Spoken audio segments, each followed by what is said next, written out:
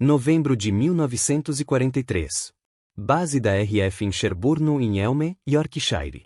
Em uma pista militar varrida pelo vento frio, algo absolutamente improvável está prestes a acontecer.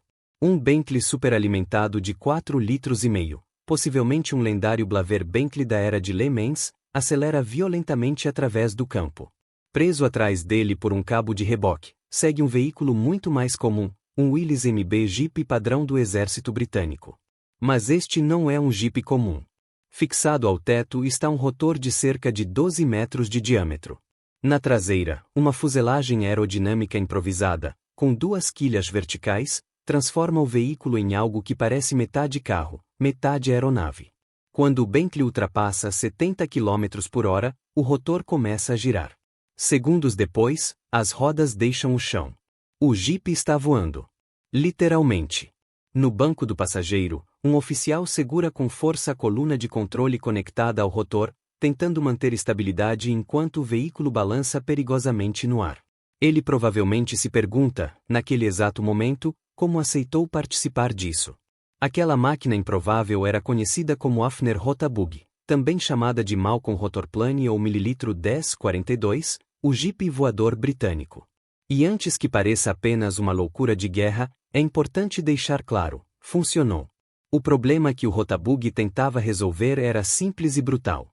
Tropas aerotransportadas pousavam espalhadas, carregando apenas o que conseguiam prender ao corpo. No solo, não tinham veículos, não podiam rebocar canhões antitanque, mover suprimentos em quantidade ou evacuar feridos rapidamente. O comando alemão sabia disso e apostava em contra-ataques blindados rápidos, explorando a falta de mobilidade e poder de fogo inicial dos paraquedistas. Um soldado com uma submetralhadora era corajoso. Um soldado com um Jeep rebocando um canhão antitanque de 6 libras era letal. O Jeep Willys MB era a chave para transformar uma aterrissagem dispersa em uma força de combate coesa. Mas em 1942, lançar jipes por paraquedas de noteira confiável ainda não era viável em larga escala. Era preciso levá-los voando. As opções britânicas eram caras e limitadas. O planador Orsa podia transportar um Jeep, mas era grande, descartável e exigia um piloto treinado que acabava preso no solo. O enorme Amilcar podia levar até tanques leves, mas era raro, caro e dependia de bombardeiros pesados como rebocadores. Ambos exigiam zonas de pouso amplas e planas. Foi então que um engenheiro austríaco naturalizado britânico teve uma ideia radical. Raoul Hafner perguntou o óbvio: se o Jeep já tem rodas, por que construir uma aeronave inteira ao redor dele? Por que não acoplar asas, ou melhor, um rotor, diretamente ao veículo? Hafner não era um excêntrico qualquer. Desde os anos 1920, trabalhava com aeronaves de asas rotativas. Ele foi responsável por avanços fundamentais no controle cíclico, tecnologia que mais tarde se tornaria padrão em helicópteros modernos. Durante a guerra, atuava no estabelecimento central de forças aerotransportadas da RF, desenvolvendo soluções não convencionais para problemas urgentes. O conceito do Rotabug era engenhoso. O rotor não era motorizado. Funcionava por autorrotação. O ar passando pelas pás fazia o rotor girar, gerando sustentação. O mesmo princípio de uma semente de sicômoro girando ao cair, só que em escala humana. Ou, neste caso, em escala de Jeep. O veículo mantinha seu motor original. O rotor e a cauda podiam ser removidos após o pouso, permitindo que o Jeep entrasse imediatamente em combate. Sem fuselagem descartável. Sem planador abandonado. Segundo estimativas, 7 Rotabugis poderiam ser construídos pelo custo de um único Orsa. Os testes começaram com cautela. Primeiro, o Jeep foi carregado com concreto e lançado de alturas crescentes para avaliar a resistência estrutural. Sobreviveu sem danos significativos. Em novembro de 1943, começaram os testes reais. Caminhões comuns não conseguiam velocidade suficiente para gerar sustentação. A solução foi tão britânica quanto absurda: usar um Bentley de corrida. O momento decisivo veio quando um bombardeiro Fitley passou a rebocar o Rotabug em voo real. Em setembro de 1944, o Jeep atingiu cerca de 120 metros de altitude e permaneceu no ar por aproximadamente 10 minutos. A experiência foi descrita como aterradora. Vibrações intensas, instabilidade longitudinal e esforço físico extremo do piloto para manter o controle. Ainda assim, o relatório oficial classificou o teste como altamente satisfatório. Outras nações tentaram caminhos diferentes. Os soviéticos chegaram a acoplar asas a um tanque leve no projeto Antonov A-40, mas o avião rebocador quase caiu. Os alemães preferiram construir planadores gigantescos capazes de engolir veículos inteiros. Os americanos optaram pela produção em massa de planadores descartáveis, uma solução simples e escalável. Os britânicos, como tantas vezes na guerra, tentaram um meio-termo elegante. Uma solução barata, engenhosa e tecnicamente sólida. Mas o tempo jogou contra o Rotabug. Em 1944, os planadores convencionais já haviam provado sua eficácia na Normandia e em Market Garden. O Jeep voador funcionava, mas era perigoso, limitado e não oferecia vantagem operacional suficiente. O projeto foi encerrado discretamente no final de 1944. O protótipo foi desmontado. Nenhuma peça original sobreviveu. Mas o impacto real do Rotabug não foi imediato.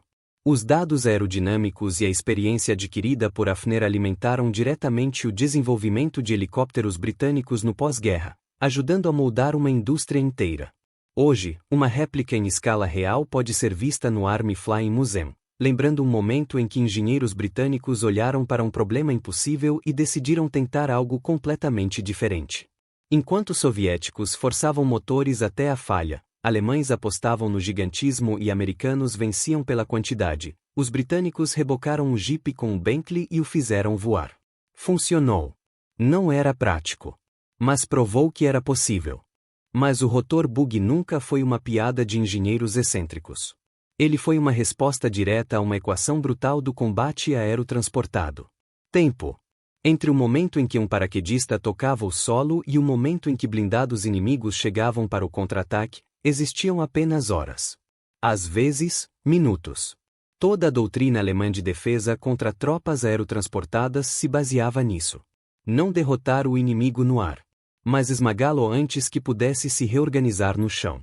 Sem veículos, paraquedistas eram infantaria leve e isolada.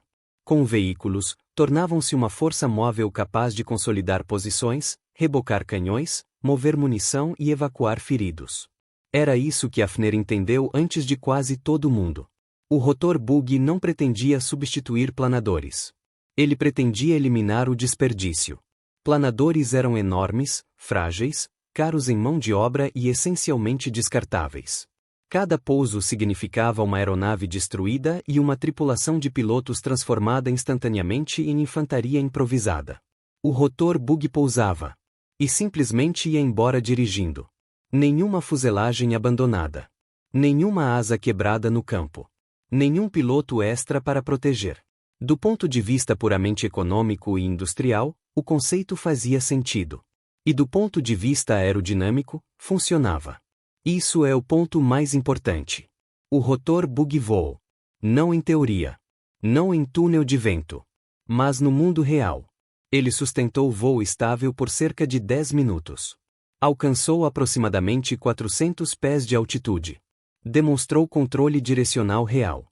E provou, sem margem para dúvida, que um veículo terrestre podia ser entregue por autorrotação com segurança estrutural.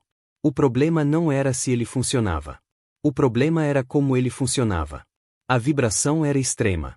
O centro de gravidade era crítico demais. O conjunto era perigosamente sensível a pequenas variações de velocidade e ângulo. E, acima de tudo, a experiência do piloto era descrita de forma recorrente com a mesma palavra. Aterrorizante. O controle oscilava violentamente. A fadiga física era imediata. E qualquer erro do avião rebocador se transmitia diretamente ao Jeep. Do ponto de vista operacional, isso tornava o sistema pouco tolerante a falhas, algo inaceitável em operações aerotransportadas em massa. Enquanto isso, o relógio da guerra continuava avançando.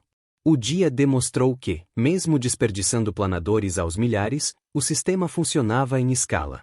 Market Garden confirmou os limites dessa abordagem, mas não a invalidou. E Varsity demonstrou que os aliados já dominavam o transporte aéreo de veículos de forma confiável. O rotor bug chegou tarde demais para ser necessário. Não porque fosse inútil, mas porque o problema que ele resolvia já tinha sido resolvido de outra maneira. Ainda assim, o projeto não foi um fracasso. Muito pelo contrário. Os dados de vibração, controle cíclico, estabilidade em autorrotação e resposta estrutural coletados durante os testes foram extremamente valiosos. Eles alimentaram diretamente o desenvolvimento britânico de asas rotativas no pós-guerra. Hafner não perdeu tempo. Em poucos meses, ele estava projetando helicópteros de verdade.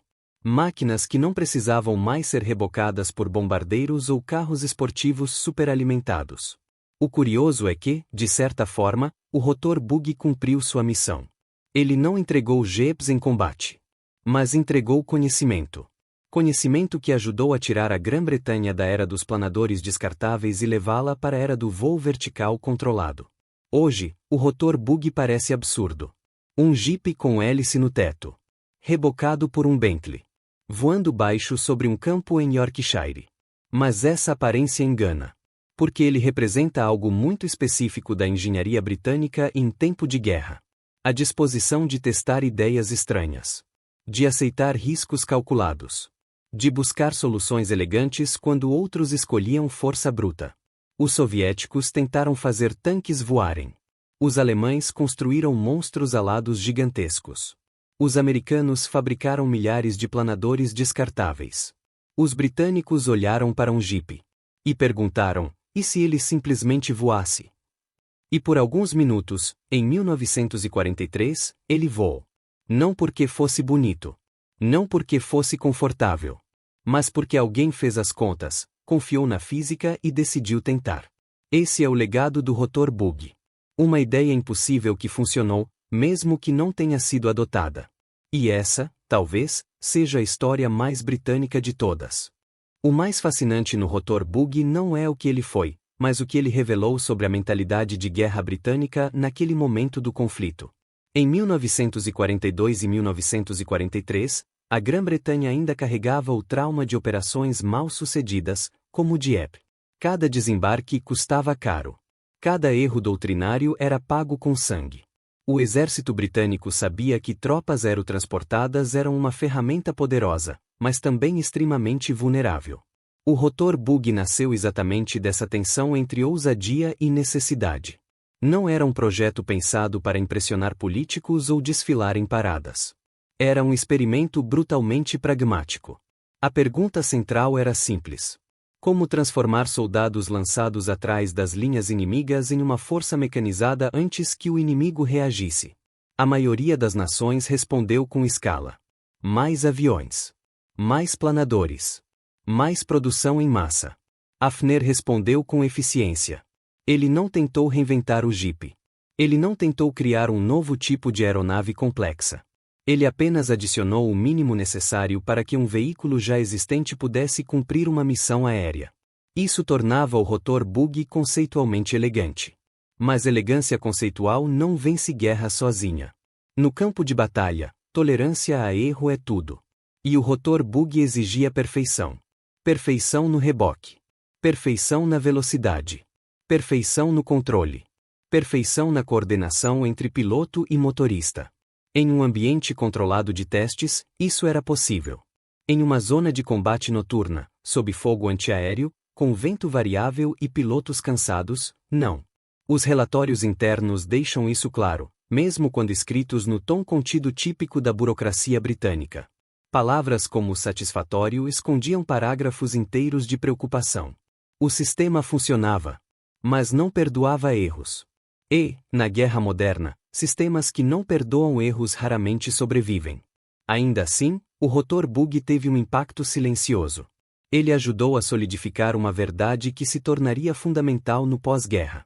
A autorrotação não era apenas um mecanismo de emergência, era uma base confiável para voo controlado. Até então, muitos engenheiros viam asas rotativas como instáveis, perigosas ou impraticáveis fora de condições experimentais. O rotor bug provou o contrário. Ele mostrou que um rotor não motorizado podia sustentar cargas reais. Que podia ser controlado. Que podia sobreviver a pousos duros. E que podia operar em velocidades relevantes para uso militar. Essas lições migraram diretamente para o desenvolvimento de helicópteros britânicos. Quando o Bristol Sycamore entrou em serviço, ele carregava no seu DNA dados coletados enquanto um jipe sacudia violentamente preso a um cabo atrás de um bombardeiro. Esse é o tipo de conexão que raramente aparece em livros didáticos. Mas é assim que a engenharia militar realmente avança. Não em saltos perfeitos, mas em tentativas imperfeitas que ensinam lições duras. O rotor bug também expôs algo mais profundo. O limite entre inovação e viabilidade operacional. Uma ideia pode ser tecnicamente correta. Pode funcionar. Pode até ser brilhante. E ainda assim não ser adotada. Porque guerra não é um laboratório. É caos. E sistemas vencedores são aqueles que funcionam mesmo quando tudo dá errado. Planadores eram desperdiçáveis, sim. Mas eram previsíveis. Treináveis. Escaláveis. O rotor bug era único demais. Especial demais. Sensível demais. E isso o condenou, não por falha, mas por contexto. Quando o projeto foi encerrado, não houve escândalo. Não houve críticas públicas. Ele simplesmente desapareceu nos arquivos. O Jeep voltou a ser um Jeep. O rotor virou sucata. E o mundo seguiu em frente. Mas a ideia ficou. Décadas depois, conceitos semelhantes ressurgiriam em plataformas experimentais, drones de carga, sistemas de pouso assistido e até em pesquisas modernas de mobilidade aérea tática. O rotor bug foi um precursor silencioso. Uma resposta criativa a um problema urgente. Uma máquina que não venceu batalhas, mas ajudou a moldar o futuro. E talvez seja por isso que ele continua fascinando. Porque ele representa um momento raro em que alguém olhou para uma limitação óbvia da guerra. E decidiu ignorar o caminho óbvio. Ele não disse, vamos construir algo maior. Ele disse, vamos fazer o que já temos voar. E por um breve momento, contra o vento, contra o bom senso e contra o medo. Funcionou.